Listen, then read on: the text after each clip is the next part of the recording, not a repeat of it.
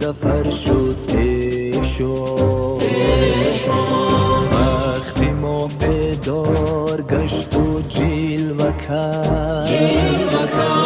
تا بمین بر جلوه گر شد پیشوا با قدی بالا فریشاهانش شه چناره در نظر شد پیشوا با خیست استقلال را پاینده ساخت نوور از این هنر شد پیشوا نامور از این هنر شد پیشوا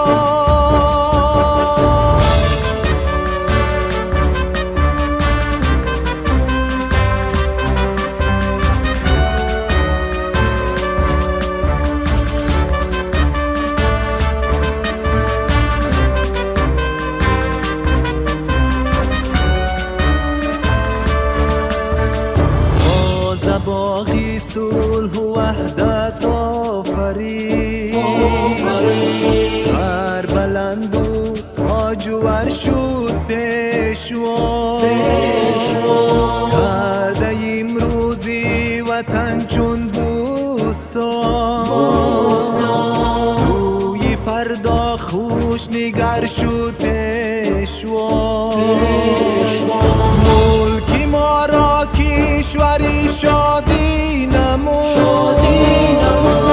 بحری مردم معتبر شد پیشوا لشکری ظلمات را مغلوب کرد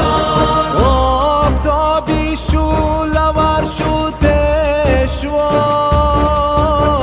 آفتابی شعله‌ور شد پیشوا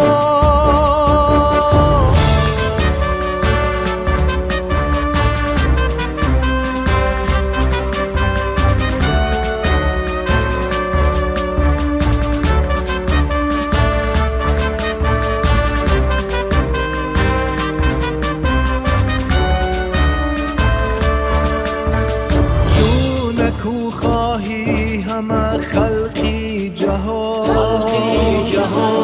شورند در بحر و بر شد پیشوا بود دیواری بخارا جدی ما تاجیکستان را سپر شد پیشوا جان وطن گفتا وطن گفتا وطن